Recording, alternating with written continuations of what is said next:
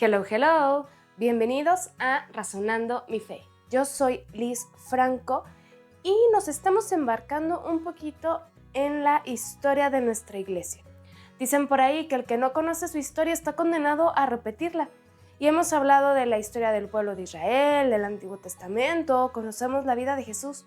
Pero ¿qué tan profundamente conocemos nuestra iglesia? Ya en videos pasados platicábamos acerca de las primeras comunidades, de la persecución, del Edicto de Milán. Hoy quisiera centrarme en los primeros siglos después de la paz constantiniana, como se le llama. Ya dijimos que no es tanto que el Edicto de Milán haya dicho y proclamado que el cristianismo es la religión del imperio. Simplemente le dijo al mundo que cada quien puede creer en el Dios que se le dé la gana. Y para los cristianos eso significó, 1, paz y 2, poder tener propiedades. El gobierno, el imperio, le empieza a regalar terrenos a los cristianos para que construyan sus basílicas. ¿Esto a qué nos lleva? En primer lugar, sí, vamos a empezar a salir de las catacumbas y empezar a construir basílicas y va a haber una mayor producción teológica. ¿A qué me refiero con esto? Ya la gente se bautiza y de hecho muchos se bautizan por conveniencia, por quedar bien con el jefe, por quedar bien con el emperador. Ya no es tanto una iglesia misionera que se dedique a evangelizar para buscar más conversiones. No, las conversiones están llegando solas. Ahora más bien es un momento de rumiar qué dijo Jesús, qué dijeron los apóstoles y empezar como a estructurar la religión. Con esto no quiero decir que vayamos a encasillar a Dios porque no vamos a poder, pero sí tener claros cuáles son estos dogmas que nos hacen diferentes de las otras religiones, incluido el judaísmo. Y en este proceso de producción teológica va a haber herejías, como nunca ha habido en la historia. El padre, mi maestro de Santos Padres, que son los escritores de este tiempo, nos dijo al principio del semestre: si alguno de ustedes me dice una herejía que yo no haya escuchado, exentan la materia. Y nadie exentó. Exacto, porque en estos siglos hubo herejías, pero todas las que se te puedan ocurrir. Una de las más constantes y de la que causó más problemas fue el arrianismo. ¿Por qué se llama así? Pues por quien la inventó, Arrio. Arrio era un sacerdote de Alejandría. Alejandría era una de las escuelas más importantes de la antigua cristiandad. Era filósofo. ¿Qué hacen los filósofos? Pensar y pensar y pensar. Entonces le empezó a dar vueltas al misterio de Jesús y de Dios. La filosofía nos dice que para que Dios sea Dios no puede haber nada fuera de Él, antes de Él, que lo cree. Él es el absoluto. Si hay dos dioses, entonces ya no son dioses, porque los dos no pueden tener la totalidad de todo, porque si no, se contraponen. No sé si logro entenderme. Bajo esta lógica, Arrio llega a la conclusión de que Jesús no puede ser Dios, porque si Jesús es Dios, entonces estamos hablando de dos dioses y Dios ya no es Dios. Yo sé, suena revoltoso. A mí también me cuesta mucho trabajo la filosofía.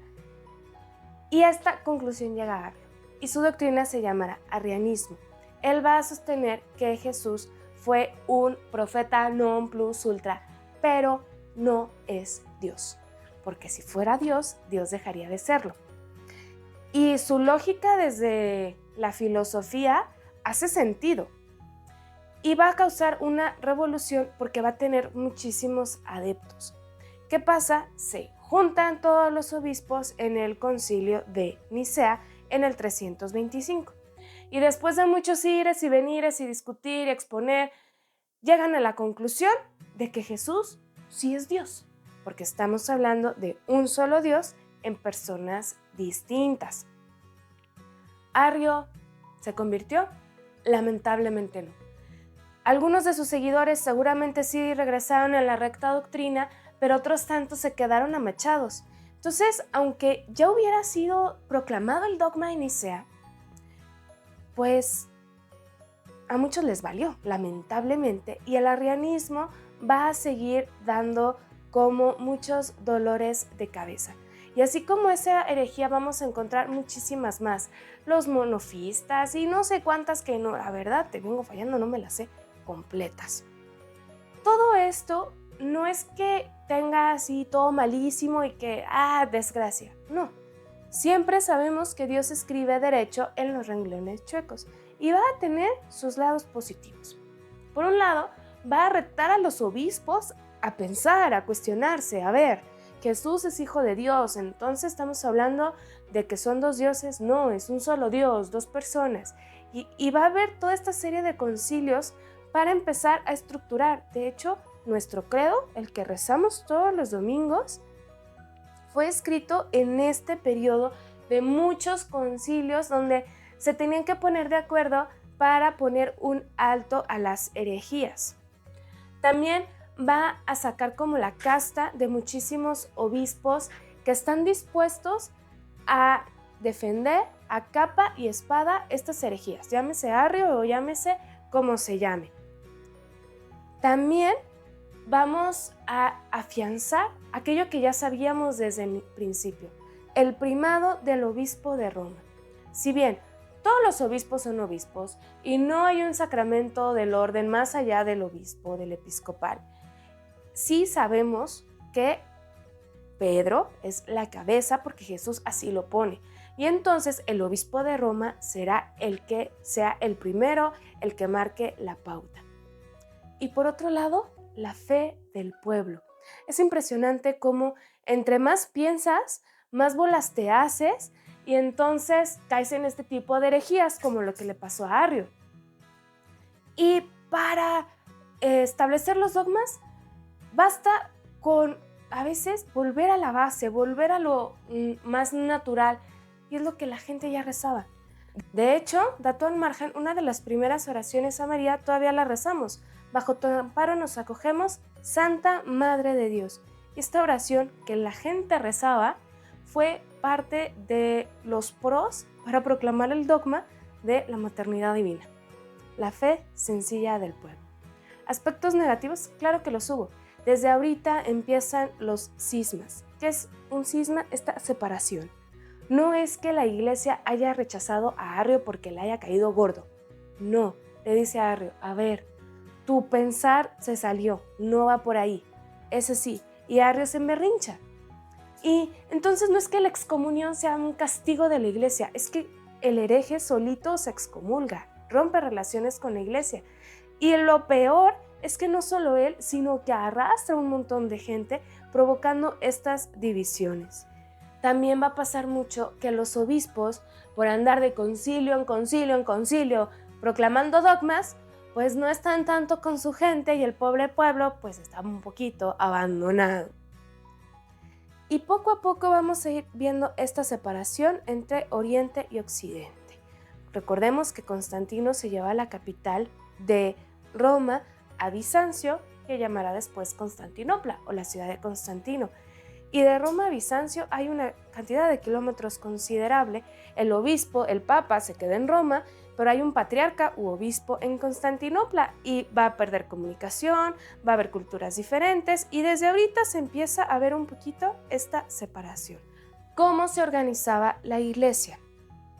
En ese momento no teníamos la estructura como la que tenemos ahorita, de parroquia, decanato, diócesis, etc. No. De hecho, ni siquiera había sacerdotes, lo que había eran obispos. Un obispo es responsable de un pedazo de tierra, lo cual sigue siendo cierto hasta el día de hoy. ¿Qué pasaba? Pues como siempre hay ciudades muy grandes y hay pueblos muy chiquitos. Si un obispo tenía muchísima tierra, con muchísima gente, pues se partía en dos y se ponía otro obispo que le ayudara. Seguía dependiendo de, digamos, la diócesis grande, aunque todavía no se llamaran diócesis. Si había un territorio con muy poquita gente, entonces, ¿qué pasaba? El obispo mandaba presbíteros. Ya empieza aquí la figura del presbítero, itinerantes, que significaba que visitaban una comunidad, luego otra comunidad y luego otra comunidad.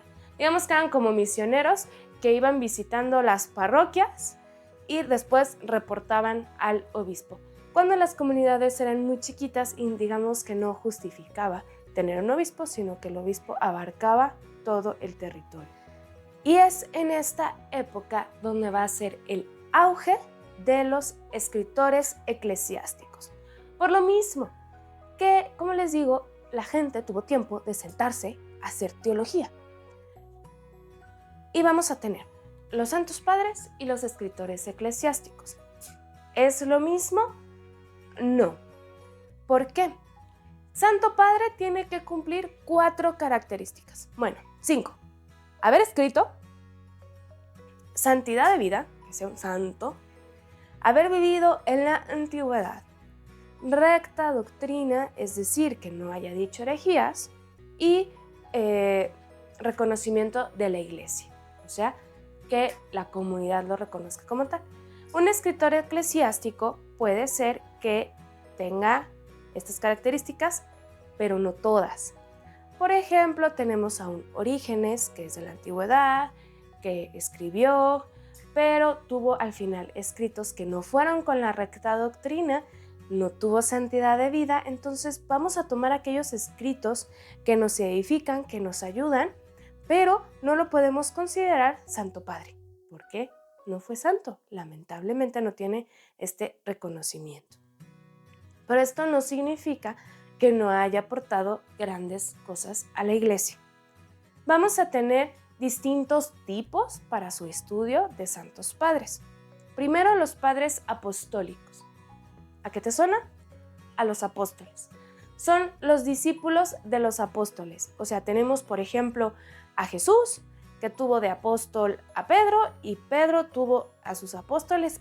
Pues estos apóstoles de Pedro van a ser los padres apostólicos. Son quienes tienen más fresca la realidad de Jesús, porque son los más cercanos al hecho. Aquí vamos a tener a San Ignacio de Antioquía, San Clemente Romano, entre otros.